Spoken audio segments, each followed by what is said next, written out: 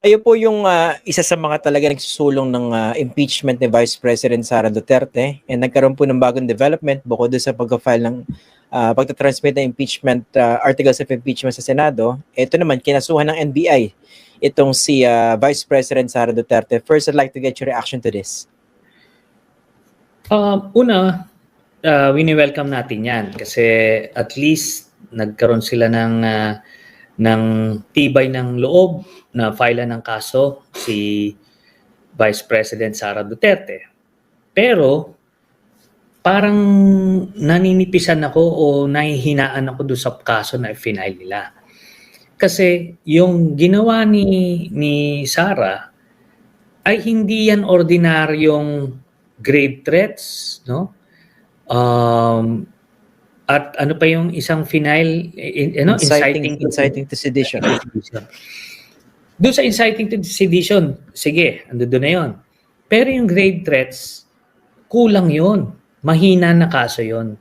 Kasi yung ginawa niya, hindi lang ordinaryong tao ang trineten niya or pinagplanuhan niya na patayin, kung hindi political leadership ng Pilipinas. Presidente, Speaker of the House, tapos pati nga ang First Lady. At pag binabasa natin itong anti-terror law, covered yung ginawa niya dito sa Anti-Terrorism Act. Kaya dapat yun ang final na case. Kasi imagine niyo to, kung nangyari yan, let's say sa US, tapos yung presidente, nila ang binantaan, pinagplanuhan, talagang dadamputin ka kagad ora mismo. Ito hindi yung grave threats lang. That's a plot to commit an act of terrorism.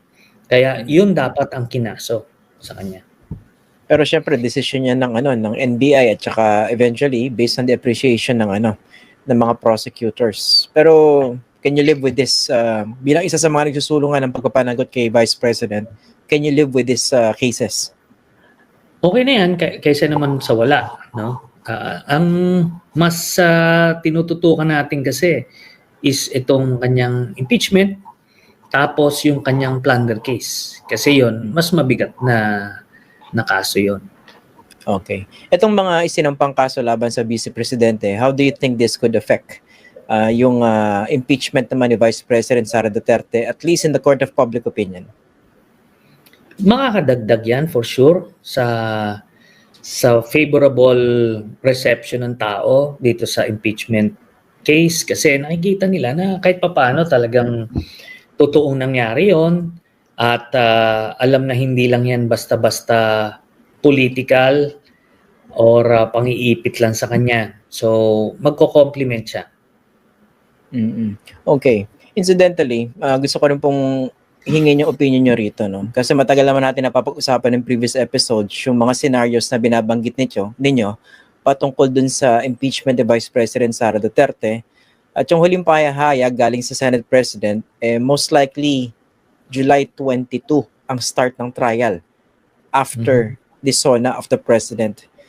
Is this something favorable or you want this to happen earlier? Well, it is what it is. Kasi nasa sa kanila yung bola, ika nga. Pero on the part ni Senator Cheese, Senate President Cheese, mamimiss niya yung opportunity dito to exhibit yung kanyang legal prowess or yung technical know-how niya dito sa mga usapin na to. Pero alam mo, iniintindi ko yung situation niya kasi very fragile yung kanyang paghawak sa Senate presidency. Kasi if he becomes aggressive na gustuhin niyang simulan ito forthwith, as the Constitution said, malamang sa malamang marami mag-uusap dyan na tanggalin na lang siya by June 2. Kaya nakita mo, hindi siya nagbibigay ng definitive stand either way kasi pwede rin kumilos yung mga nag-i-interest laban sa kanya.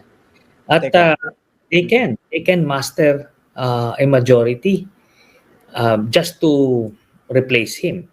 So yun ang dilemma niya. Kung totoo yung sinasabi nyo, yung basa nyo na ang concern dito ay yung kumbaga job security niya bilang Senate President, does it mean na kung ngayon talaga magbibilangan, nasa panig ni Duterte, ni Sara Duterte, yung majority ng mga senador? Not necessarily. Kasi ibang usapin yung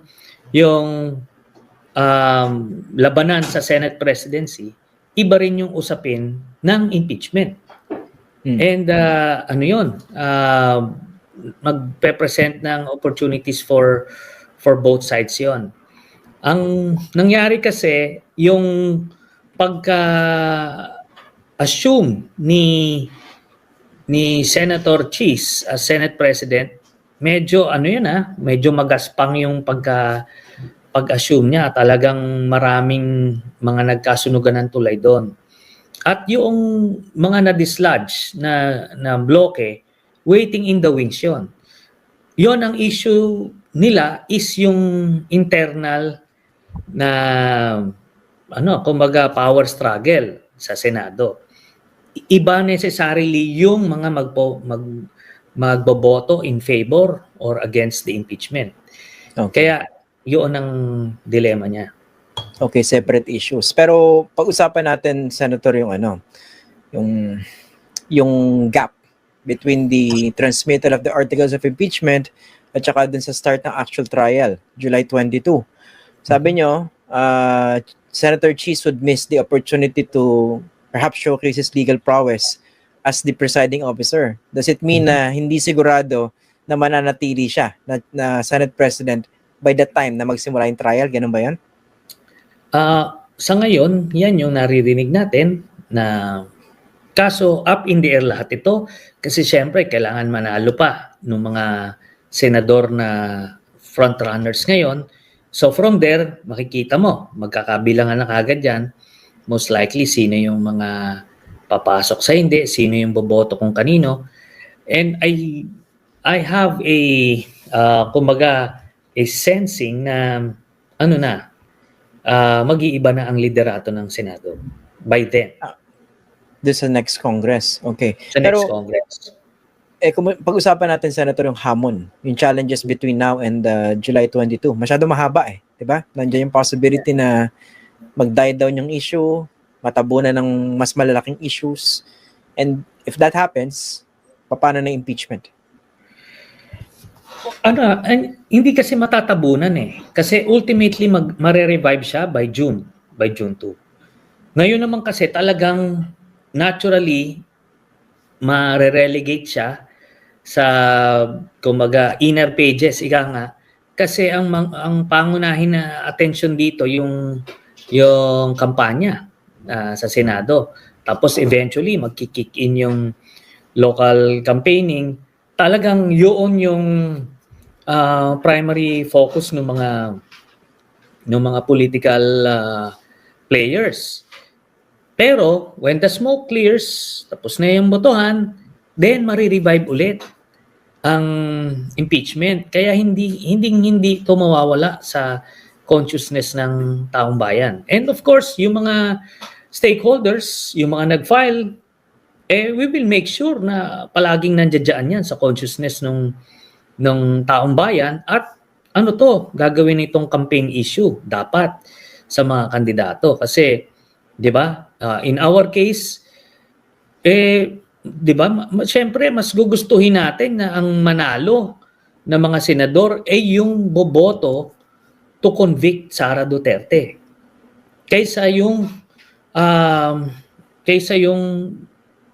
mananalo tapos i-acquit lang naman si Sara Duterte. Ayaw natin mangyari yon. Okay. Diba? Kaso, sa ngayon, medyo play safe yung marami sa mga tumatakbo sa pagkasenador. Ang claim nila kasi kung sakaling manalo sila, tatayo sila bilang senator judges. So, pag pinaprofile nyo ba yung mga tumatakbo sa pagkasenador, kunwari, nandun sa team ni BBM, yung Alyansa sa Bagong Pilipinas, nakasisiguro ba na kung sakaling manalo yung marami sa kanila, boboto sila in favor of convicting the Vice President? Hindi yun given. Kaya ang pag-profile nito talagang isa-isa. 'Di ba? Ano yung mga motivations nitong mga individual senators elect, ano? Kumbaga, ano yung mga inclination nila? Una, ano ba sila? Leaning conviction, leaning acquittal, then ano ba yung pwedeng motivations nila? Basta't bottom line, hindi pwedeng given na i-assume mo na for conviction siya o for acquittal.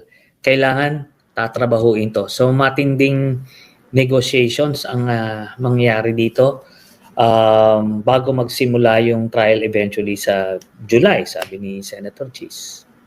In contrast, kung mananalo naman yung mga nandun sa ticket ni dating Pangulong Rodrigo Duterte, ayun, mukhang sigurado lahat yun boboto Yes. against convicting the Vice President, hindi po ba?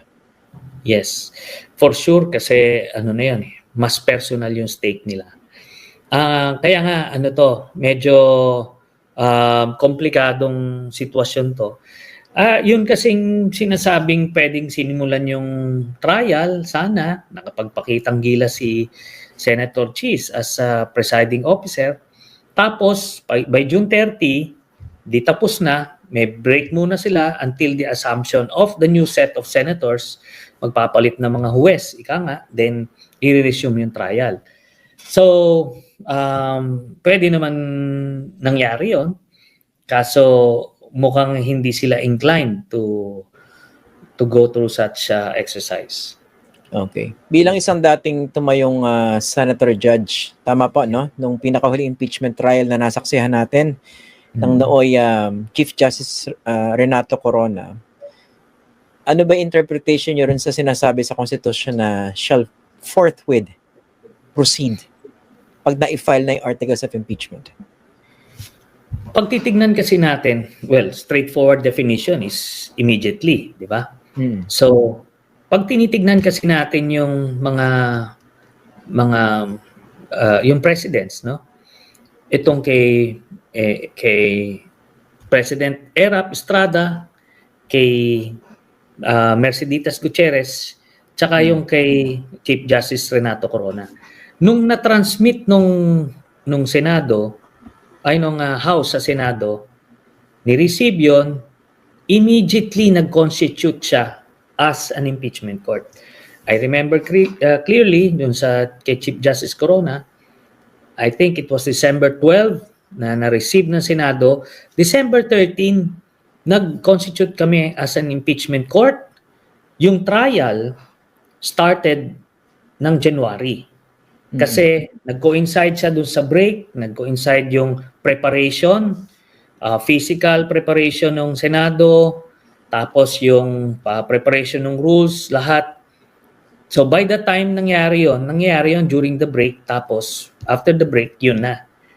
Ngayon, masyadong mahaba yung 3 months. Yung sinasabi kasi nilang kailangan magkaroon ng session yung Senado para lang mag-constitute sila. I don't believe that. Kasi ang contention ko nga, kaya nilagay yung impeachment court, impeachment as an institution. Nilagay yan sa Article 11, hindi siya nilagay sa Article 6 dun sa legislation kasi sineseparate siya na so hindi siya bound by the legislative calendar. Dapat kung na-receive nila nung Wednesday, yung last day na session, Thursday pwede silang pumunta sa Senado at nag-constitute as an impeachment court kasi hindi naman nila kailangan ng maze para ma-recognize sila as an impeachment court kasi iba nga eh. So kailangan yun, immediately pwede nilang ginawa yun. Even ngayon, kunyari mag-convene sila, pumunta tayo sa Senado kasi impeachment trial na ito. Hindi ito, walang connection yung legislative calendar sa impeachment court. Yun. Yun nga. No. Unless ayaw talaga. 'Di ba? Ganun naman yan eh. Kung ayaw mo, di marami kang pwedeng idahilan. Yun na nga ang sinasabi ko. Bakit ayaw? Ako, iniintindi ko si Senator Cheese kasi nararamdaman niya if he pushes it a bit too far, mamimiligro siya. Okay? Then, of course, meron din talagang naka-set na yung ano nila, yung mga travel itinerary nila, yung mga panahon na yon. Pero kahit give it a month, mag-usap sila, pwede sila mag-convene. Hindi nila kailangan ng ng yung sinasabi, magtatawag yung yung presidente ng special session. Hindi kailangan nun. Wala nun sa Constitution. Ang sinasabi sa Constitution, shall forthwith. Walang sinasabing na, pero pagka-break, kailangan, walang ganun. Walang qualifications. Kaya kung ginawa yan ng Senado, let's say today, nobody can question that. Sasabihin ng Supreme Court, ay hindi valid kasi nangyari yun, walang session yung Kongreso. Hindi. Walang nakalagay doon. Kaya separate siya eh. Kaso siyempre, alam mo, minsan yung mga abogado natin, they are overthinking it. Tapos, gumagawa sila ng mga imaginary restrictions when there are none. Di ba? So, yun po. Kaso, yun na nga, ultimately, kung hindi gagawin ng mga senador, hindi mangyayari yan.